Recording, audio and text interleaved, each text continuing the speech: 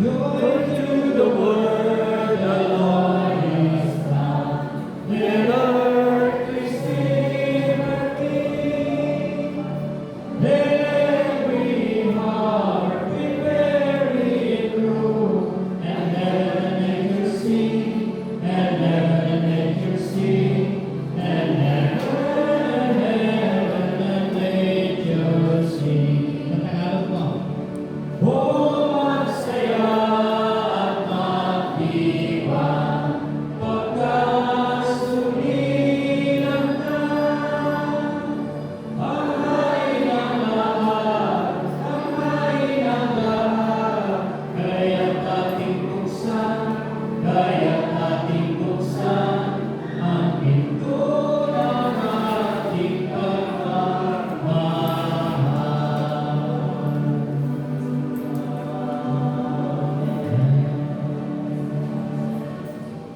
Tayo manalangin.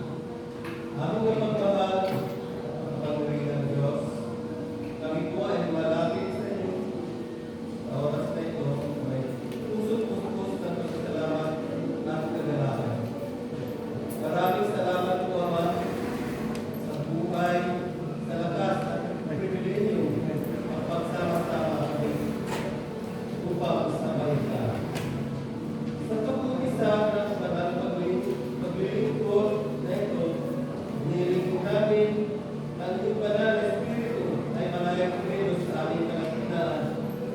Tunguin mo ang aming mga puso ng tunay na kagalakan, ang kagalakan na tumula sa iyong presensya, at hindi nakadepende sa kalagayan ng buhay. Alisin mo po ang anumang bigat, pag-aalala, at pagod na aming dala. At palatan ito na kapayapaan, pag-asa at saya. Nawa ang bawat awit, panalangin at mensahe ay maging handog at ang tutulong sa iyo at maging daluyan at pagpapala sa bawat isa. Pagpalain mo po ang aming pastor na siyang maghahayag ng mensahe sa amin sa gabi ito. Nagdamo rin po ang aming isipan at puso upang sagapin yung salita ng may pananabik at kagalakan. Nawa sa aming pagsamba ay maranasan namin ang kaganapan ng joy na matatagpuan lamang sa iyo. Lahat ng ito ay aming inaalay at pinagkakatiwala sa iyo. Is not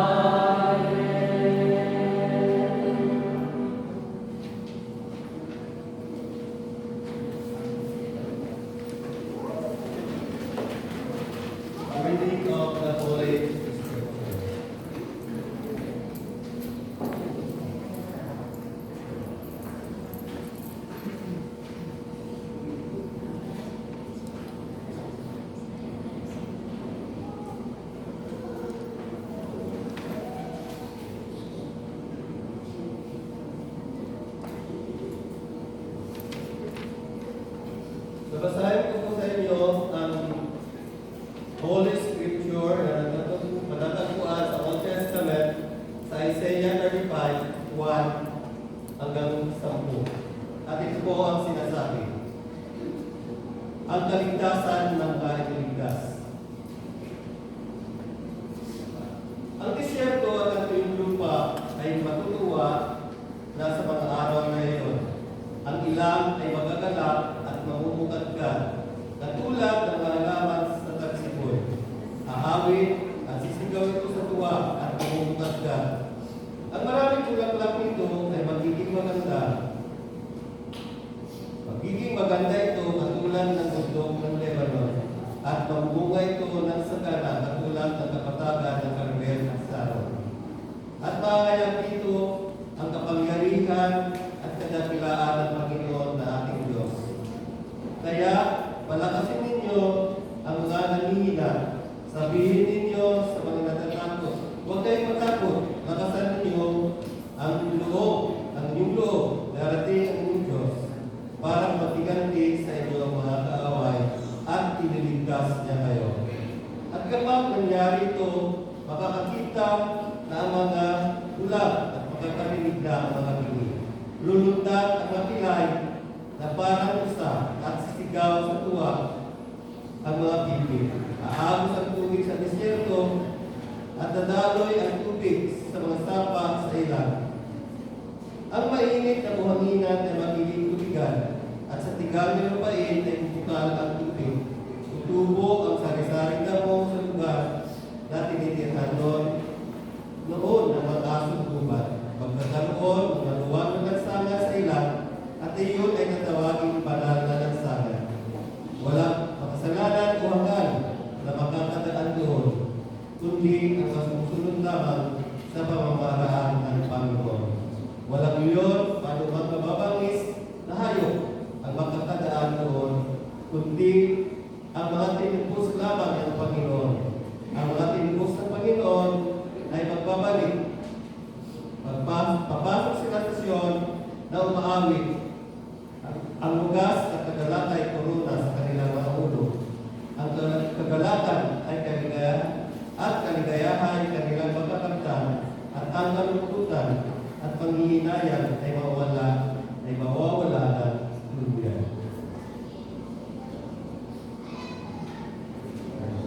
Magandang gabi po sa ating lahat. Ating pong mabasahin ang ating epistle na ating matatagpuan po sa Filipos chapter 4 verse 4 to 7. Sinasabi niyo po sa wikang Pilipino, mangangalak kayong lagi sa Panginoon, muli kong sasabihin, mangangalak kayo. Makikilala nawa ang inyong kahinatan ng lahat ng mga tao. Ang Panginoon ay malapit na. Huwag kayong mga balista sa anumang bagay, kundi sa lahat ng mga bagay sa pamamagitan ng panalangin at daing na may pagpapasalamat ay pagkilala ninyo ang inyong mga kahilingan sa Diyos. At ang lahat ng kapayapaan ng Diyos na di masayod ng pag-isip ay mag-iingat ng inyong mga puso at ng inyong pag-isip kay Kristo. Ito po ang salita ng Diyos.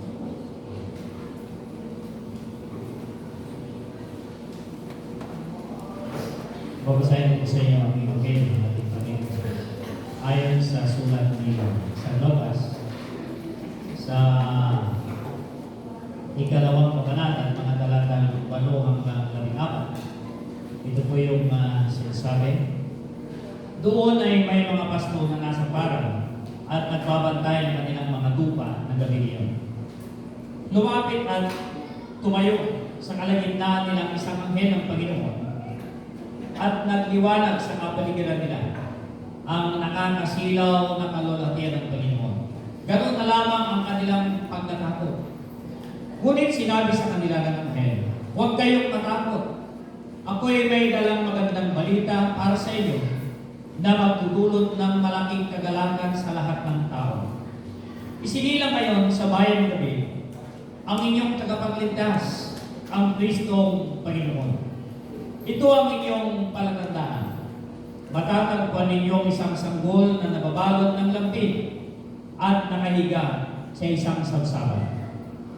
bigla nilang nakita kasama ng anghel ang isang malaking hukbo ng mga anghel sa kalangitan. Sila ay nagpupuri sa Diyos at umaawit. Papuri sa Diyos sa kaitaasan. At sa lupa ay kapayapaan sa mga taong kinalulugdan niya. The word of the Lord. Thanks be to God.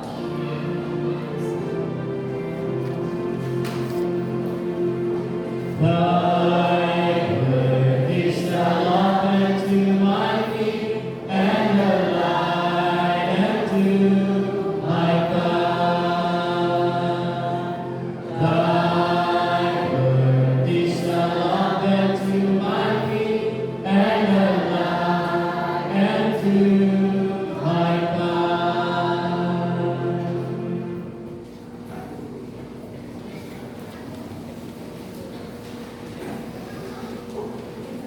Papakinggan po natin ang mensahe sa pamamagitan ng awit na ibibigay sa atin ng Bungan UMC Next Choir.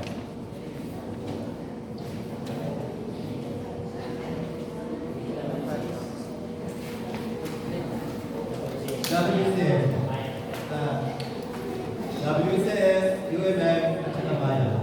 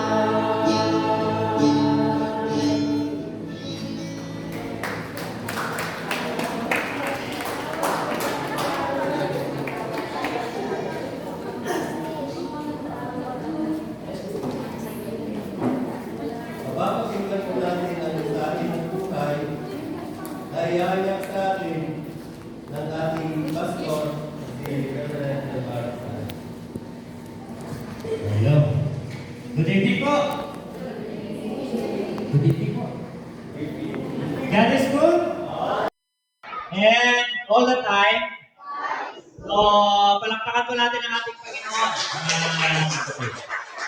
Dahil alam natin kung gaano niya tayo pinahal. Amen? Pagmamahal na magbibigay sa atin ng saya. Pagmamahal na magbibigay sa atin ng kagalakan. Sino po dito ang naririto na malungkot siya na pumunta dito? Mayroon ba? Sino po ang natutuwa kung bakit tayo ay nandirito? Pumalakpak na lang. Amen. So, sa gabi po kita mga kapatid, may apat na tema tayo. No? Pag-uusapan natin ang joy sa gabi ito. And then susunod ang kapayapaan. And then pag-asa. Then pag-uusapan ang pag-ibig o pagmamahal. Na mga tema na magpapaalala sa atin kung bakit kinakailangan nating balikan at balikan ang mga nangyari noon. Ano ba yung isang pangyayari na 2,000 taon na mahigit na ang nakalilipas? Ngunit ginagawa pa rin hanggang ngayon. Yun ay ang pagdiriwang ng sinasabing kapanganakan ng Mesyas, ang ating Panginoong Jesucristo. So ayon po sa ating text, mga kapatid, alam po natin na yun doon na nag-umpisa. No? Pero noon, wala pang simbang gabi. Wala pang Misa de Gallo. Dahil sa mga panahong yun, ang mayroon ay yung pagbabantay ng mga tupa ng mga pastor. Doon nag-umpisa ang sinasabing mensahe o magandang balita na sinabi ng mensahero ng Diyos. Ano kaya yung pangalan ng mensahero ng Diyos na ito? Kasi marami sila, tama. Marami silang mga arkanghel. Tama po?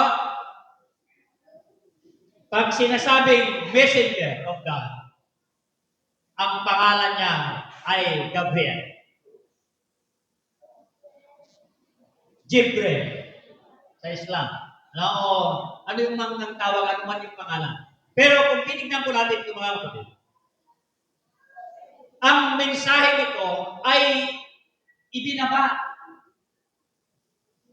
ayon sa kalagitnaan ng kadiliman, sa kalagitnaan ng kalungkutan, sa kalagitnaan ng pagsasakripisyo ng mga pastol. No, mahirap ang trabaho ng pagpapastor. No? Yung tinutukoy ko po dito yung magbantay ng literal na tupa. Dahil alam natin na maraming mga predator pagkagat ng dilim. Hindi kagaya ngayon na sa mga shepherd talagang napakaraming mga breed na ginagamit. No? Gumagamit na sila ng mga aso para lamang bantayan ang kanilang mga pastor. Pero sa kanila wala. Siguro mga malilit lamang ng mga aso kasama ng sinasabing hawak-hawak nilang mga tungkod. Upaman. Kung tinignan po natin ito mga kapatid, patuloy na ipinaalala sa atin nung gabi niyon, lumapit at tumayo sa kalagitnaan nila ang isang anghel ng Panginoon na siyang nagbigay ng liwanag sa kapaligiran. Liwanag na nakakasilaw. Liwanag ng hayag ay yung sinasabing kalwalhatian ng ating Panginoon. Kaya nung nakita nila ang mensahero ng Diyos, sila ay nabalot ng takot. Sila ay nabalot ng pag-aalangan. Siguro nanginginig ang mga pasto na ito. Ano ito? Anong nangyayari? Anong ibig sabihin nito? Ngunit sinabi ng anghel, huwag kayong matakot. Huwag kayong matakot dahil ako'y may dalang magandang balita para sa inyo na nagtutulot ng malaking kagalakan sa lahat ng tao. No, magtutulot ng kagalakan sa lahat ng tao. Ano yung balita? Na magbibigay ng kagalakan. Dahil sa mga sandaling iyon, ay isinilang sa bayan ng David ang tagapagligtas. Nang pangalan niya ay Jesus. Nang ibig sabihin niya ililigtas niya ang sangkatauhan. Kaya kung titignan po natin ito mga kapatid, ang takot ng mga pastol na ito ay napalitan ng saya. No? Napalitan ng saya. At sinabi ng anghel, ito ang inyong palatandaan. Matatagpuan ninyo ang isang sanggol na nababalot ng lampi at nakahiga sa isang sabsaban. Maraming kwento patungkol sa pangyayaring ito. Kung pagsama-samahin natin, ang Ebanghelyo, mayroon kay San Mateo, iba kay Lucas, no? Pero kung titignan po natin ito mga kapatid, iisa lamang ang tinutukoy nila. Ang kapanganakan ng Mesyas ay ang siyang magbibigay ng ganap na kagalakan sa buhay ng bawat tao, lalong-lalo na ang bansang Israel, ang bayan ng Diyos. Dahil sa matagal na panahon, ang bansang Israel ay nasa kamay ng mga mananakop. Wala silang kalayaan. Puro kalungkutan. Kung titignan po natin ito mga kapatid at mga magulang, ito yung nais ng Diyos na malaman ng mga Hudyo. Ipinanganak ngayon sa bayan ni David ang inyong tagapagligtas. Kaya kung tinignan po natin ito, nung ibinigay na yung mensahe, naibigay na, sabi ng mga pastol na ito, tara, hanapin natin ang sanggol. So, ibig sabihin, nandoon lang sila sa bayan ng Belen. No? Nasa Bethlehem lang sila. Kaya, kung titignan po natin ito, mga kapatid, pati yung pangalan ng bayang Bethlehem ay may ibig sabihin kung bakit doon siya isinila. No? Maraming lugar. Pero sabi ng Matay, wala nang lugar. Sabi nila, bakit ang saklap naman? Pero ang totoo, talagang wala nang bakante. Actually nga, napakabait ng bantay. No? Napakabait ng bantay. Nakita niyang buntis. Pero kung gusto niyo, sabi, may lugar. Pero pagtiyagaan nyo, may mga hayop doon. Kaya sila, no, nakarating sa isang, no, pinagpapahingahan ng mga hayop. No? Sinasabi nilang ito ay isang kuweba. No? At siya ay ipinahiga sa kalagitnaan ng mga hayop. Linagyan na lamang ng dayami, ng lampin, at doon ipinaibabaw ang sanggol. Pero kung titignan po natin ito mga kapatid, kung sa kalagayan ng kapanganakan ng ating Panginoong Yesus, hindi nakakatuwa. Tama? Bakit po?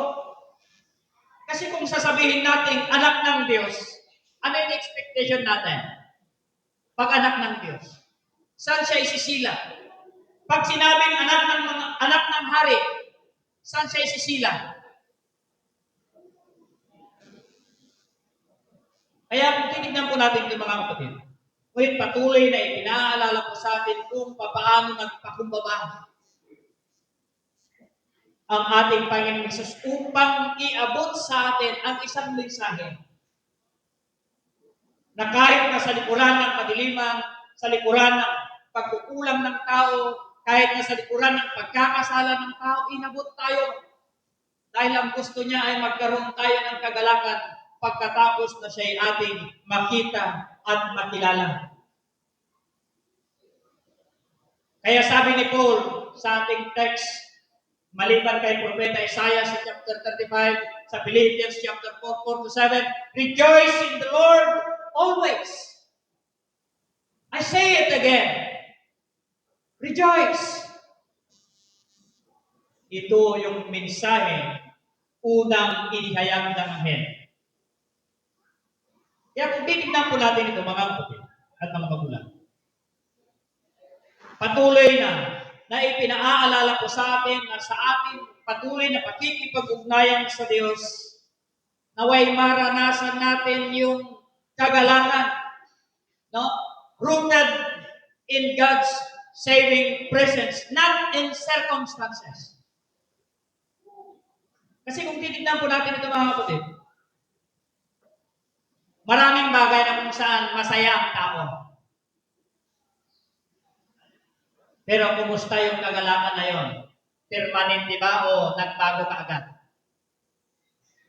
Nasubukan nyo na bang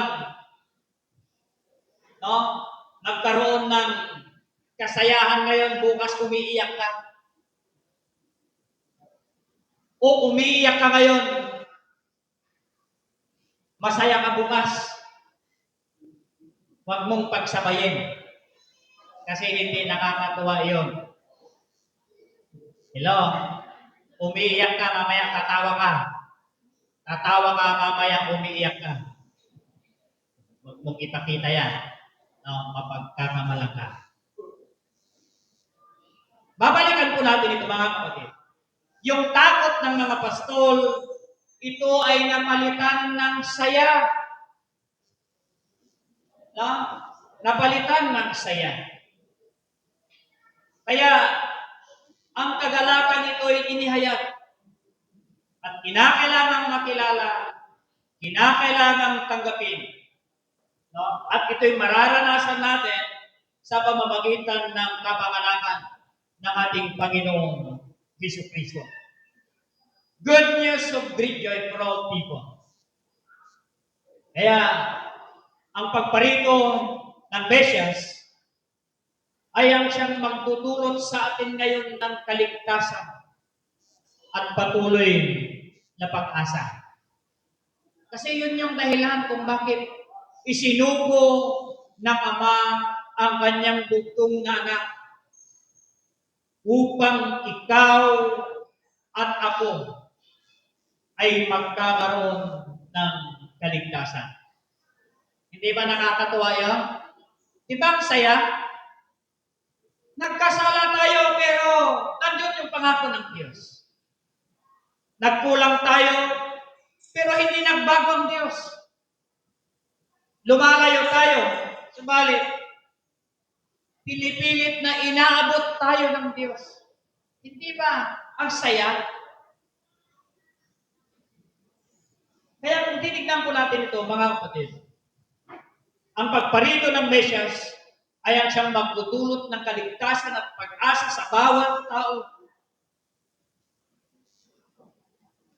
Kaya sa gabi kong ito, mga kapatid at mga magulang, alam natin na ang kagalakan ay isa sa mga bunga ng sinasabing kaligtasan at bunga ng Espiritu Santo.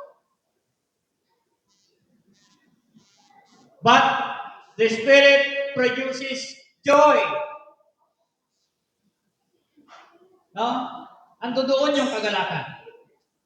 Tandaan po natin, mga kapatid, true joy flows from communion with Christ.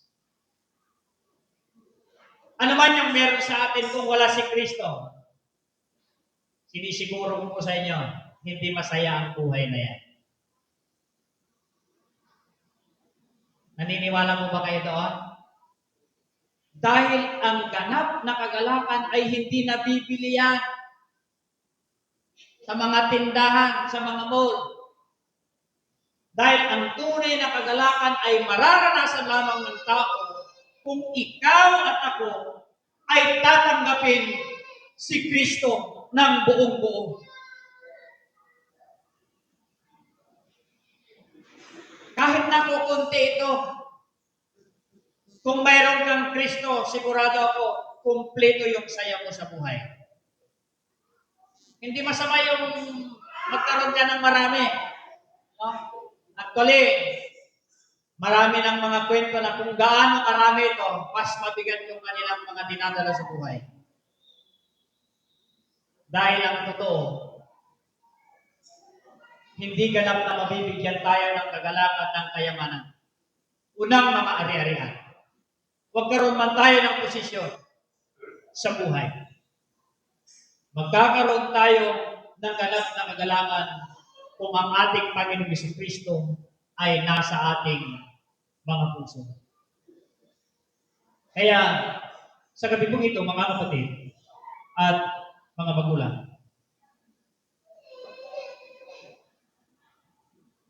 patuloy naman na maibahagi natin yung kagalakan na ito.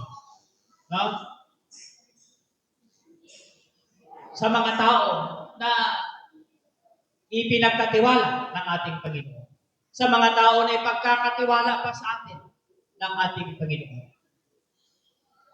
Kaya, kung titignan po natin ito, mga kapatid, kung paano nagpuri at nagpupuri ang mga anghel, nais rin ng ating Panginoon na sa ating pagpupuri naway ito'y bunga ng ganap na kagalakan natin sa presensya ng ating Panginoong Diyos.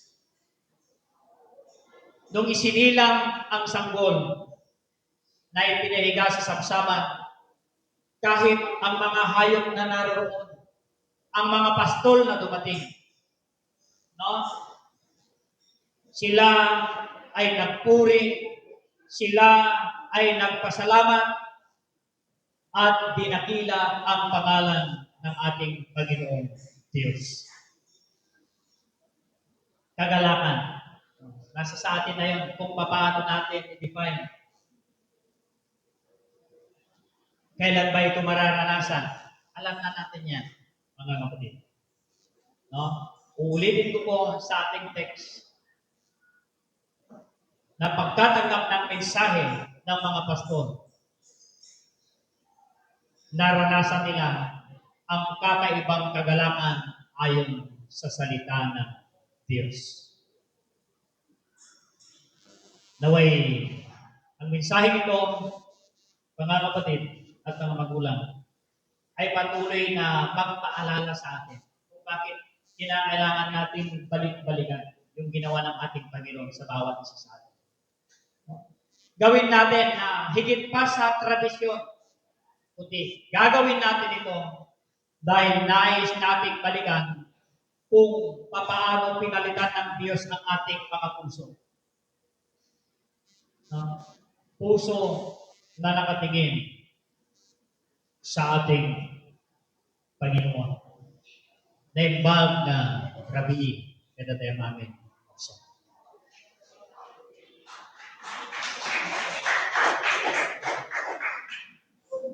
Purihin ng Diyos sa mensahe ng kagalakan na ihaya ng Diyos sa pamamagitan ng ating Israel.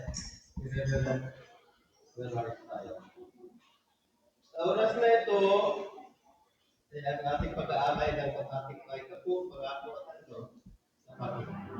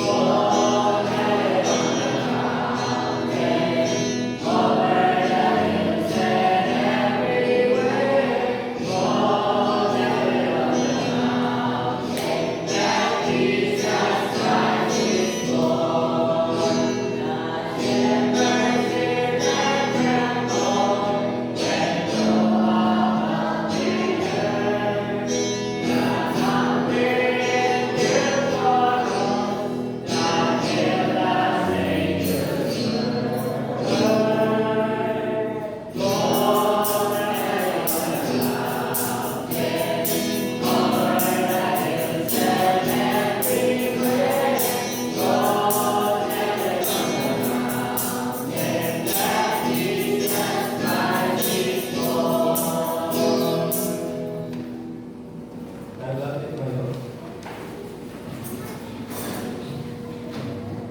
Tayo po'y manalangin. Kami ay patuloy na magpupuri at magpapasalamat sa inyo, Panginoon, sa gabi pong ito. Dahil napatunayan po namin, Diyos, ang inyong kadakilaan sa bawat isa sa amin. Magpupuri at magpapasalamat po kami, Panginoon. Dahil kinikilala po namin ang iyong pagmamahal sa bawat isa. Ang iyong biyaya sa amin, Panginoon. Ang iyong pagtanggap sa amin na siyang magdudulot ng kagalakan sa aming pakikipag-ugnayan sa iyong Diyos. Maraming salamat, Panginoon, sa gabi po ito. Dahil tunay nga po na nagagalang kami gaya ng mga pastor na naranasan, nakita ang iyong kalwalhatian. Pagkatapos na marinig nila ang mensahe na galing po sa iyo, Diyos. Kaya lubos din ang aming kagalakan, Panginoon. Dahil sa aming pagtitipon, patuloy na inihayag mo sa amin ang isang mensahe na kung saan magbibigay ng saya, magbibigay ng tuwa, na siyang magiging ugat ng aming patuloy na pagpupuri, ng aming pagsamba at pagpapasalamat sa inyo. Maraming salamat po, Panginoon. Dahil nakita mo ang ganap po naming pangangailangan sa buhay na ito. Hindi ang kayamanan, hindi ang posisyon, hindi ang mga possessions, Panginoon, kundi yun ay ang pagtanggap sa amin. Ang ganap na pangangailangan namin ay ang iyong pagpapatawa, ang iyong pagtutuwid, Panginoon, ang iyong pagliligtas sa amin. Maraming salamat po, Panginoon, dahil hindi pa man kami humiling, ipinagkaloob mo na po sa amin ang aming pangangailangan, ang aming Panginoon, Jesucristo. Kaya sa gabi po ito, Diyos, sa aming patuloy na pagbulita ng kapanganakan ng aming Panginoong Jesucristo dahil bugtong na naway maging lubos ang aming kagalakan sa aming pananatili sa iyo, Panginoon. Sa mga mensahe ng awitin, sa mensahe ng buhay, sa iyong mga salita, Panginoon, naway patuloy na mayayanan sa puso ng bawat isa sa amin upang nang sa gayon, sa bawat pagtitipon po namin ay patuloy na mapahalagahan ang iyong mga ginawa, ang iyong mga ginagawa at ipinangako pang gagawin, Panginoon, sa buhay ng bawat isa sa amin. Narito, Panginoon, ang iyong mga anak sa kapatid ito. Nalalaman mo ang kanilang mga puso. Nalalaman mo ang kanilang mga suliranin. Nalalaman mo, Panginoon, ang kanilang pong mga kalungkutan. Nalalaman mo ang kanilang pong mga kakulangan, Panginoon. Idinadalangin ko po, Diyos, Diyos, kapalitan nito ng isang puso na nagtitiwala, na nanalig at sumasampalataya, na siyang magbibigay ng sigla, ng saya at ng kagalakan, Panginoon. Pagpalain mo ang presensya ng bawat santo, ng bawat bata, ng bawat organisasyon, ng bawat magulang. Pagpalain mo, gamitin, Panginoon, ng ating mga kapatiran na hindi namin yan ang pagkakataon na bumarito. Pagpalain mo rin ang aming mga mahal sa buhay na malayo sa amin, Panginoon. Idinadalagan po namin na patuloy na buklurin kami sa iyong pangalan. Sa pangalan po ng aming Panginoon si Kristo. Upang nang sa kayo bilang isang iglesia, bilang isang pamilya na iyong pinubos, Panginoon, maging ganap kami sa inyong harapan, sa aming pakikipagdayan sa inyo. At patuloy, Panginoon, nakarapat dapat kami na tumanggap pa ng mga pagpapala iyong inihanda sa bawat isa sa amin. Panginoon, sa mga nalalabing gawain po namin sa loob mong ito, sa magdamag, muli aming itinatalaga sa inyong aming buhay. Patuloy na ingatan kami at ihanda kami sa panibagong bukas at may pagpatuloy pa namin ang aming mga responsibilidad, lalo-lalo ang aming pong paglilingkod sa inyo, sa aming kapwa, at ang aming pananatili po sa piling po ng aming mga mahal sa buhay. Sa iyo lamang, Panginoon, ang kapurihan sa gabi nito. Dahil ang lang ng ito'y aming itinadalangin, kalapit ng aming pagpapasalamat. Nananataging pangalan ni Jesus ng aming Panginoon at pagligtas. Amen. The lowly manger, our humble Christ was born, and brought us salvation, that blessed Christmas morn. Go tell it on the mountain, over the hills and everywhere. Go tell it on the mountain that Jesus Christ is born. At kayo, patuloy na tanggapin ng bawat isa sa inyo ang biyaya ng Ama na inihayag niya sa atin sa pamamagitan ng kanyang pagkakaloob ng kanyang bugtong anak na si Jesus. Na kung saan ating pasusumpungan ang kapatawaran, ang buhay na walang hanggan, ang pagpapala, ganoon din ang kagalakan, ang pakikipisan, kagalingan at pamumuno ng banal na Espiritu. Ang siya namang patuloy na sumainyo sa mga sandaling ito at sa mga araw pang darating. Amen.